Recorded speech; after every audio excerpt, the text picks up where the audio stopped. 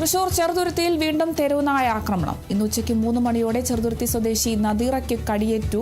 വീടിന് മുൻപിൽ നിൽക്കുമ്പോഴായിരുന്നു യുവതിയെ നായക്കൂട്ടം ആക്രമിച്ചത്. ശബ്ദമുണ്ടാക്കിയതോടെ ദേഹത്ത് കടിയേൽക്കാതെ രക്ഷപ്പെട്ടു.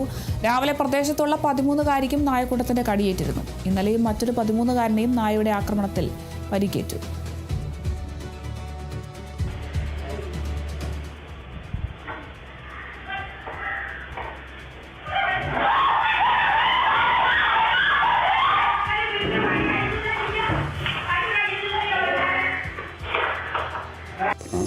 ഞാൻ വീടിന്റെ മുന്നിൽ പേരൊക്കെ പൊട്ടിച്ചിട്ട് നിൽക്കായിരുന്നു. അപ്പോഴാണ് നായ്ക്കൾ വന്നത്.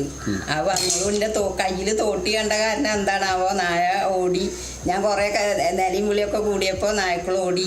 അതുപോലെ ഇന്നലെ അടുത്തുള്ള വീട്ടിലത്തെ ഒരു കുട്ടീനെ മാസിനി നായ കടിച്ചിട്ടുണ്ട്.